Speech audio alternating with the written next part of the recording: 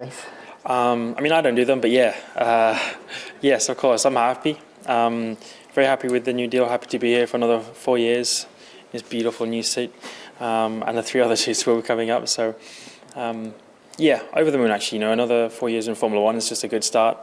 Continuing my career here, but to do it with McLaren, to kind of continue the journey I'm on with McLaren is what makes it even more special, better. And I guess like year 3, year 4, I think is when are the years I really look forward to being part of it, because I think that's when we're going to be fighting for even more. New year, new car, new rules. What do you make of the new car? It's not here now. I think it's awesome. I think the way it pops a lot more than last year, I think it's a good thing. It stands out even more.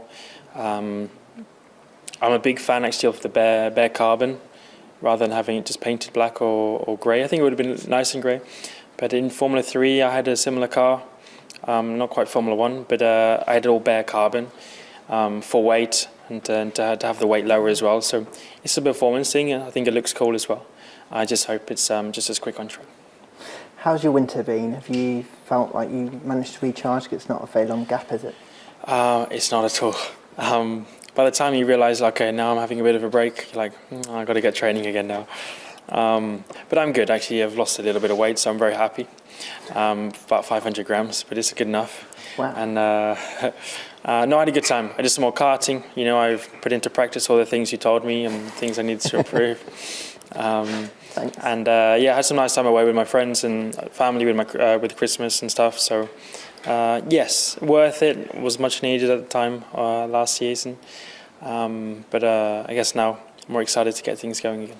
Such a strong year for you last year. What did you put in place over the winter to try and just take that next step? I've been spending a lot of time with my engineers, you know, reviewing everything we did last season, reviewing what was bad, but of course also the things which were improved, why they were, like was it because of the work we put in over the winter and so on, and just understanding everything, you know.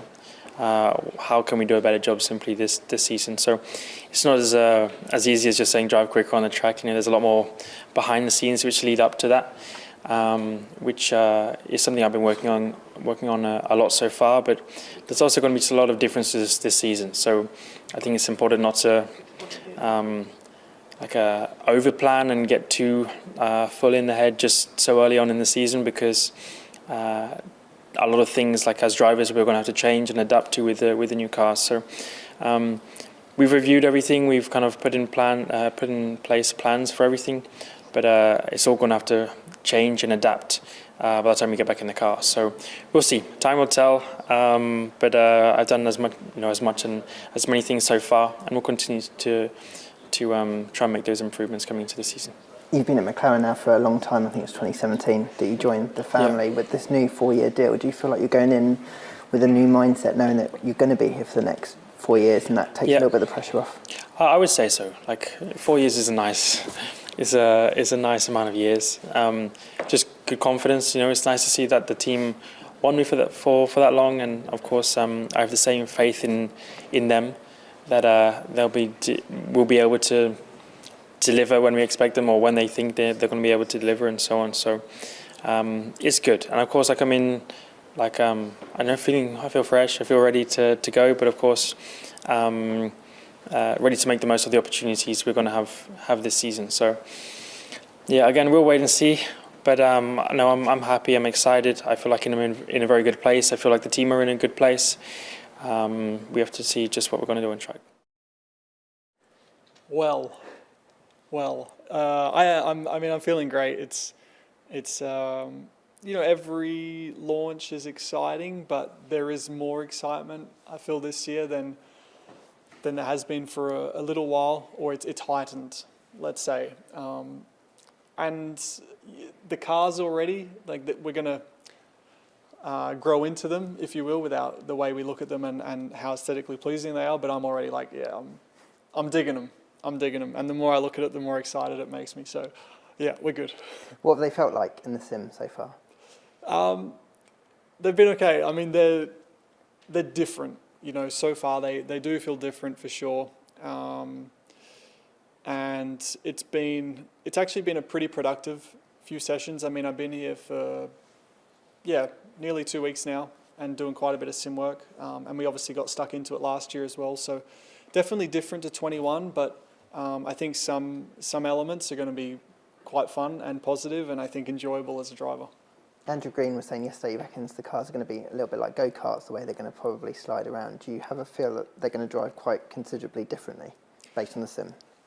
Yeah, I think so. And then it's also, okay, then how do the tyres react or behave with whether it's sliding a bit more or what. And obviously with the bigger tyres, we don't have a whole lot of still knowledge, especially in a race situation going side by side. So there's still a lot of unknowns, but yeah, you'll probably see us wrestling a little more. And they're big as well, so we're going to have our hands full. But as I said, there's a fun way of wrestling a car, and I hope this is a fun way, because then we'll have a good time. Awesome. It was so good that you got to get back to go home over the winter. It's a couple of years, obviously not since before COVID, didn't get to see your family, your little nephew. How good was that just for you to kind of reset after what's been quite a challenging couple of years? It was everything I needed, for sure. It was so nice. And yeah, like a lot of people can relate, especially when you travel around, and for sure we do some very cool stuff, but sometimes you do miss just like the little things and the simple things in life, and that was definitely one of them. So to get back home and just to be spending time with them was awesome. And yeah, after the kind of, especially some of the lower points last year, I was really kind of longing for that. So nice to have finally got it. Do you feel recharged now heading into this year, and then on the basis that you've at least had a year at this team to settle in? Yes, I do. Going home was, I think, very beneficial and quite, let's say, powerful for me to have kind of ticked that box. And yeah, second year with a team, there's, it's as simple as now, like I walk into the factory and it's like straight to work. It's not like this is that, and it's like there's, and that's obviously, you have to do that, getting into a new team, but that's all done now, and it's like straight to business. And the team also know what I want from a car, what I expect from it, so it's just so much more productive and efficient now, and we can just get, dialed in so much quicker.